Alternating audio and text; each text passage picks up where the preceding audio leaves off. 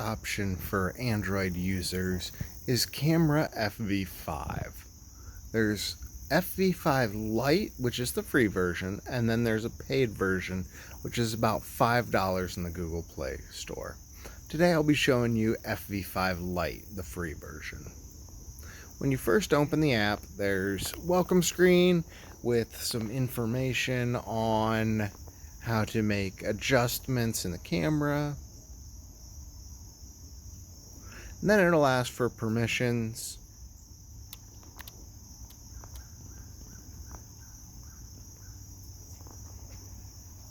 On the top of our screen, we have different controls. Starting in the left, we have different options for our photos, things like bracketing, burst mode. And then we have our flash options: auto, flash on, flashlight, and flash off. And then we have the widescreen viewfinder, which will take the viewfinder, make it your whole phone screen.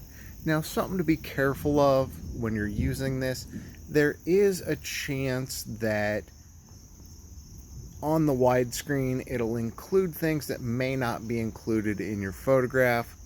That's why I like to play it safe and go with the widescreen viewfinder disabled.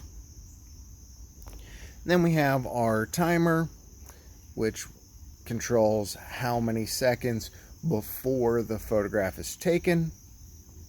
And then our histogram, which will show up as graphs in the bottom of our image, and it's showing the distribution of each color. I'll turn that off for now. And then the last tool up on the top is a really helpful tool.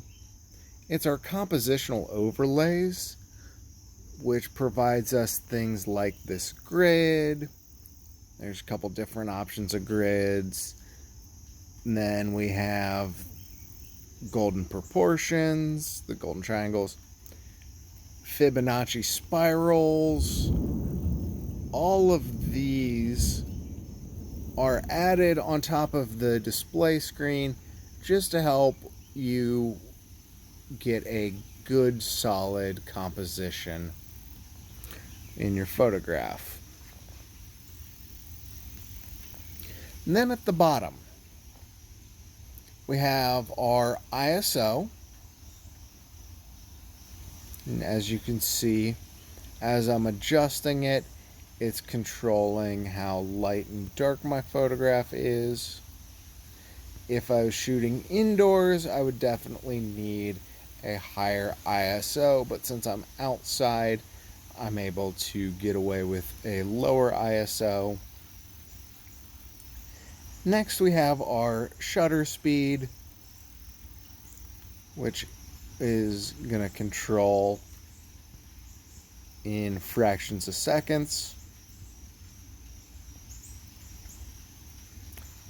Then the light meter, this is going to control the amount of information that it looks at when it's trying to determine if it's going to be underexposed or overexposed, and how much light it's going to need to get a good exposure in the photograph.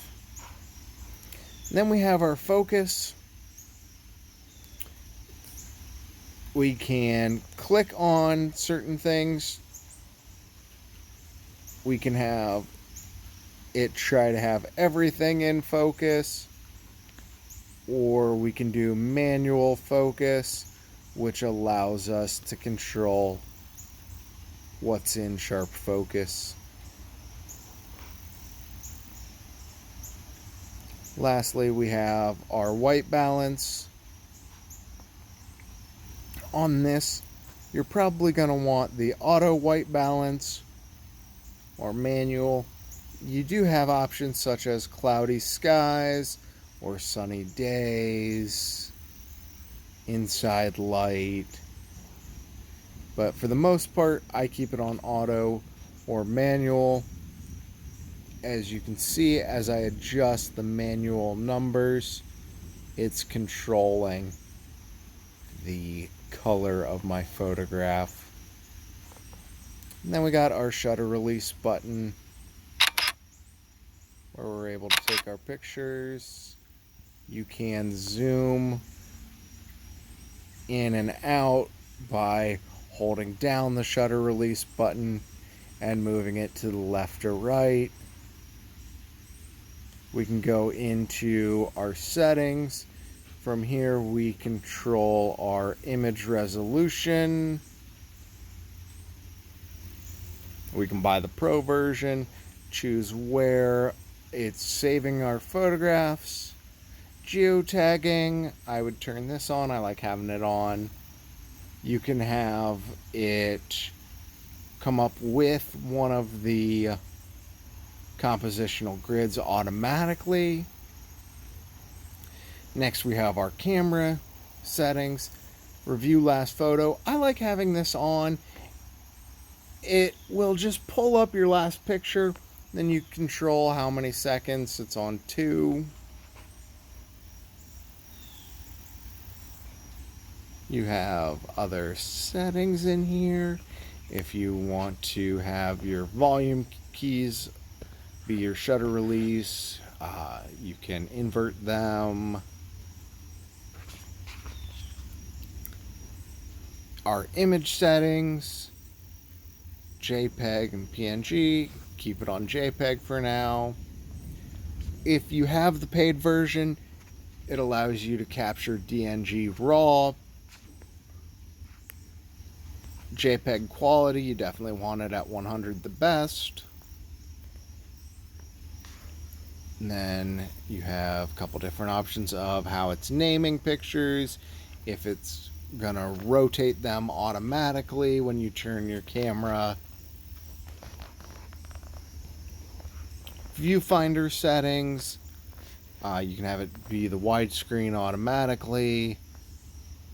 You can have the histogram.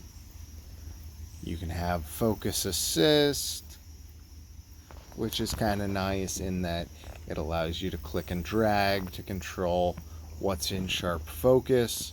So for your depth of field, this is very helpful. And then lastly, the about.